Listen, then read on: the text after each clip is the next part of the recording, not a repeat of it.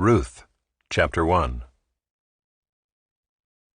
In the days when the judges ruled, there was a famine in the land, and a man of Bethlehem in Judah went to sojourn in the country of Moab, he and his wife and his 2 sons. The name of the man was Elimelech, and the name of his wife Naomi, and the names of his 2 sons were Mahlon and Chilion. They were Ephrathites from Bethlehem in Judah. They went into the country of Moab and remained there. But Elimelech, the husband of Naomi, died, and she was left with her 2 sons. These took Moabite wives. The name of the one was Orpah, and the name of the other Ruth. They lived there about 10 years, and both Mahlon and Chilion died, so that the woman was left without her 2 sons and her husband. Then she arose with her daughters-in-law to return from the country of Moab, for she had heard in the fields of Moab that the Lord had visited his people and given them food. So she set out from the place where she was with her 2 daughters-in-law, and they went on the way to return to the land of Judah. But Naomi said to her 2 daughters-in-law, "Go, return each of you to her mother's house. May the Lord deal kindly with you, as you have dealt with the dead and with me. The Lord grant that you may find rest, each of you in the house of her husband." Then she kissed them, and they lifted up their voices and wept. And they said to her, "No, we will return with you to your people." But Naomi said, "Turn back, my daughters. Why will you go with me? Have I yet sons in my womb, that they may become your husbands? Turn back, my daughters, go your way, for I am too old to have a husband. If I should say I have hope, even if I should have a husband this night and should bear sons, would you therefore wait till they were grown? Would you therefore refrain from marrying? No, my daughters, for it is exceedingly bitter to me for your sake that the hand of the Lord has gone out against me." Then they lifted up their voices and wept again. And Orpah kissed her mother-in-law, but Ruth clung to her. And she said, "See, your sister-in-law has gone back to her people and to her gods. Return after your sister-in-law." But Ruth said, "Do not urge me to leave you or to return from following you, for where you go, I will go, and where you lodge, I will lodge. Your people shall be my people, and your God my God. Where you die, I will die, and there will I be buried. May the Lord do so to me, and more also, if anything but death parts me from you." And when Naomi saw that she was determined to go with her, she said no more. So the 2 of them went on until they came to Bethlehem. And when they came to Bethlehem, the whole town was stirred because of them. And the women said, "Is this Naomi?" She said to them, "Do not call me Naomi. Call me Mara, for the Almighty has dealt very bitterly with me. I went away full, and the Lord has brought me back empty. Why call me Naomi, when the Lord has testified against me, and the Almighty has brought calamity upon me?" So Naomi returned, and Ruth the Moabite her daughter-in-law with her, who returned from the country of Moab. And they came to Bethlehem at the beginning of barley harvest.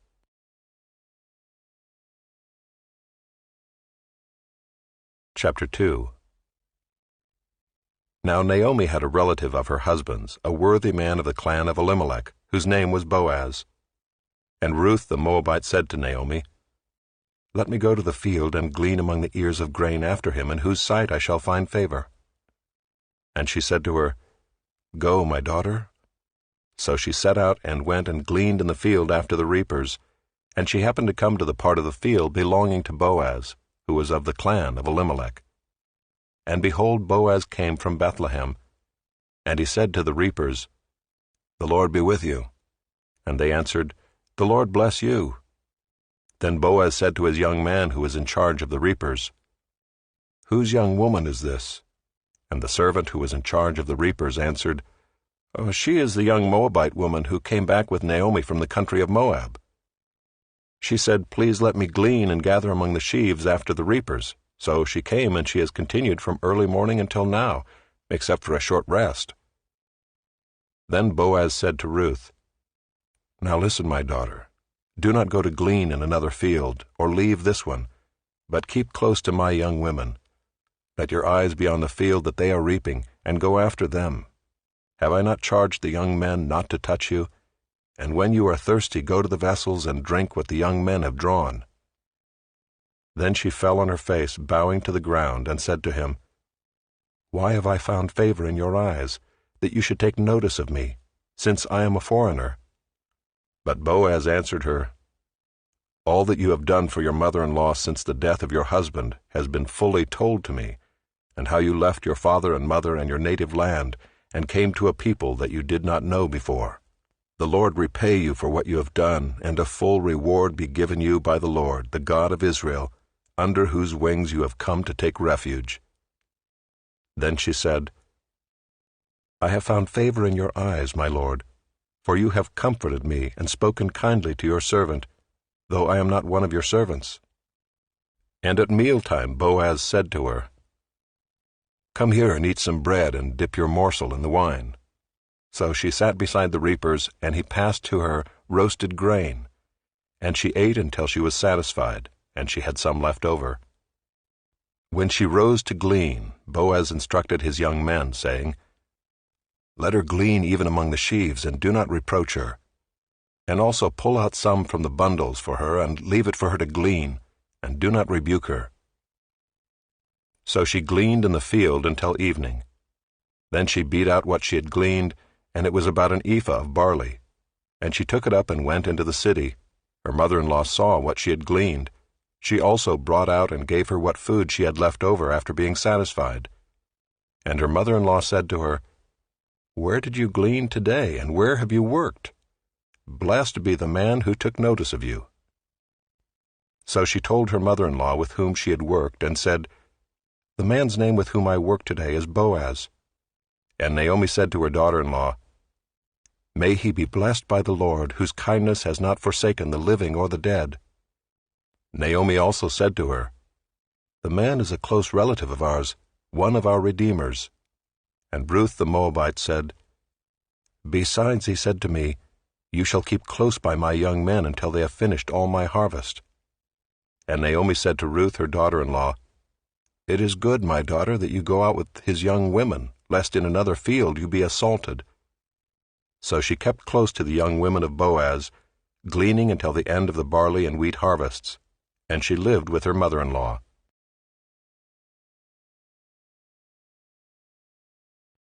Chapter 3. Then Naomi her mother-in-law said to her, "My daughter, should I not seek rest for you, that it may be well with you? Is not Boaz our relative, with whose young women you were? See, he is winnowing barley tonight at the threshing floor. Wash, therefore, and anoint yourself, and put on your cloak and go down to the threshing floor, but do not make yourself known to the man until he has finished eating and drinking. But when he lies down, observe the place where he lies. Then go and uncover his feet and lie down, and he will tell you what to do." And she replied, "All that you say I will do." So she went down to the threshing floor and did just as her mother-in-law had commanded her. And when Boaz had eaten and drunk, and his heart was merry, he went to lie down at the end of the heap of grain. Then she came softly and uncovered his feet and lay down. At midnight the man was startled and turned over, and behold, a woman lay at his feet. He said, "Who are you?" And she answered, "I am Ruth, your servant. Spread your wings over your servant, for you are a redeemer." And he said, "May you be blessed by the Lord, my daughter. You have made this last kindness greater than the first, in that you have not gone after young men, whether poor or rich. And now, my daughter, do not fear. I will do for you all that you ask, for all my fellow townsmen know that you are a worthy woman. And now it is true that I am a redeemer, yet there is a redeemer nearer than I. Remain tonight, and in the morning, if he will redeem you, good, let him do it. But if he is not willing to redeem you, then as the Lord lives, I will redeem you. Lie down until the morning." So she lay at his feet until the morning, but arose before one could recognize another. And he said, "Let it not be known that the woman came to the threshing floor." And he said, "Bring the garment you are wearing, and hold it out." So she held it, and he measured out 6 measures of barley, and put it on her. Then she went into the city. And when she came to her mother-in-law, she said, "How did you fare, my daughter?" Then she told her all that the man had done for her, saying, "These 6 measures of barley he gave to me, for he said to me, 'You must not go back empty-handed to your mother-in-law.'" She replied, "Wait, my daughter, until you learn how the matter turns out, for the man will not rest, but will settle the matter today."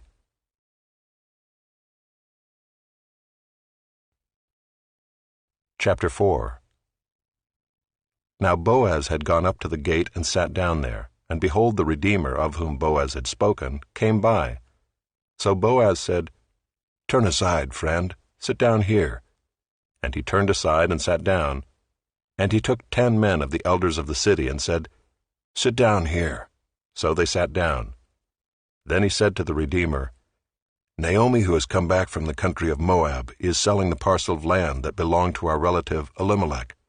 So I thought I would tell you of it and say, buy it in the presence of those sitting here and in the presence of the elders of my people. If you will redeem it, redeem it.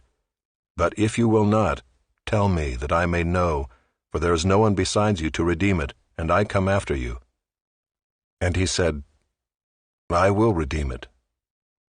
Then Boaz said, "The day you buy the field from the hand of Naomi, you also acquire Ruth the Moabite, the widow of the dead, in order to perpetuate the name of the dead in his inheritance." Then the Redeemer said, "I cannot redeem it for myself, lest I impair my own inheritance. Take my right of redemption yourself, for I cannot redeem it." Now this was the custom in former times in Israel concerning redeeming and exchanging.